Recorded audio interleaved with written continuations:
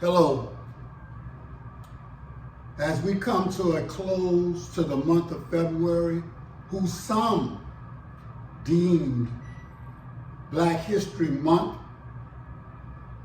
but I will give Carter G. Woodson all the credit that he is due for even making something like this an issue back in the 20s. But we're supposed to evolve, and we're supposed to, he gives us the baton in 1920s. Here it is 2024, and we haven't done anything with it. I tell you now, every month is a Black History Month. Every month, we take pride in who we are. But let me say this, because I'm not trying to alienate no one, okay? I respect all cultures, and just because I'm proud of my culture and my people, and I'm okay with me, that makes me wrong because you feel some kind of way because you're another culture? Do you know how long we've been denied? Let me tell you something. I love my people, but sometimes my people don't love me, but that ain't gonna stop me from loving my people. Sometimes my people might be unconscious. That's not gonna stop me from representing and loving my people. And if you don't like it, I'm sorry for you. I've learned enough European history to last me 10 lifetimes, and so have my people. It's time to learn my history. It's time to put my foot forward. And you know what? You better take it easy. You'll be surprised at what you might find when you gain control of your mind.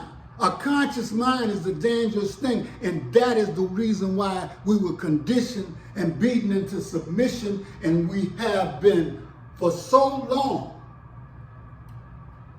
following behind our oppressor that we no longer have a voice or thoughts for ourselves.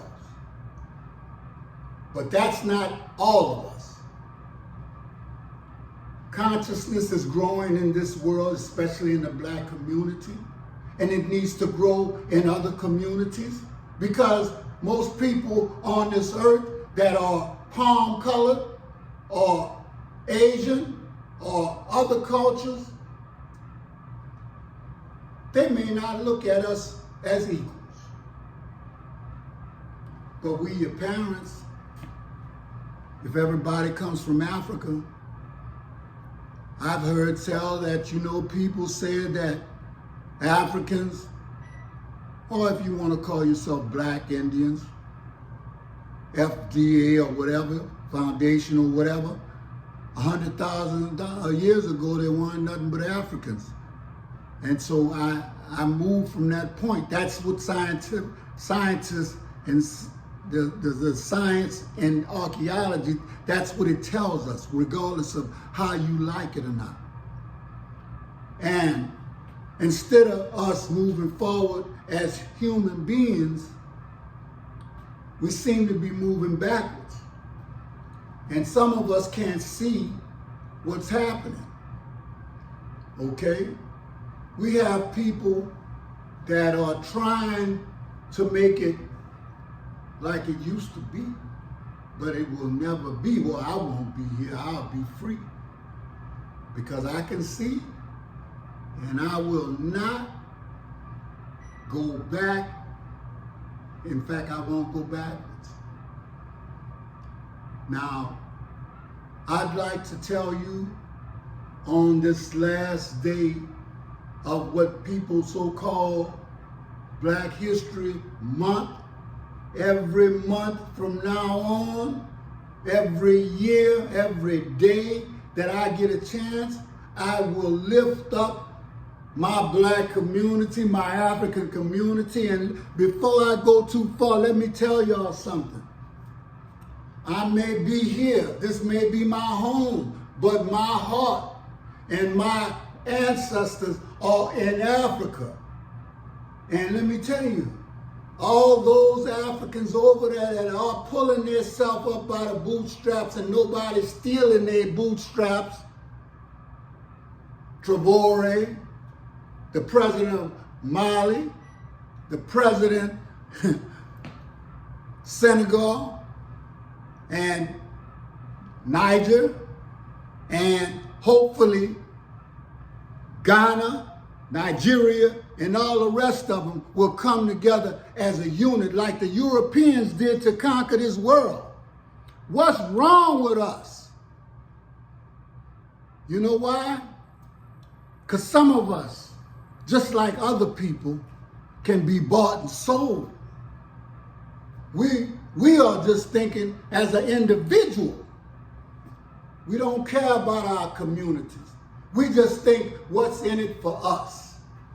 And as long as we got that attitude, we will never have the full support of our community to put forth a plan that makes us not on equal grounds with anybody else. I don't want to be equal to nobody. I've been an equal all my life.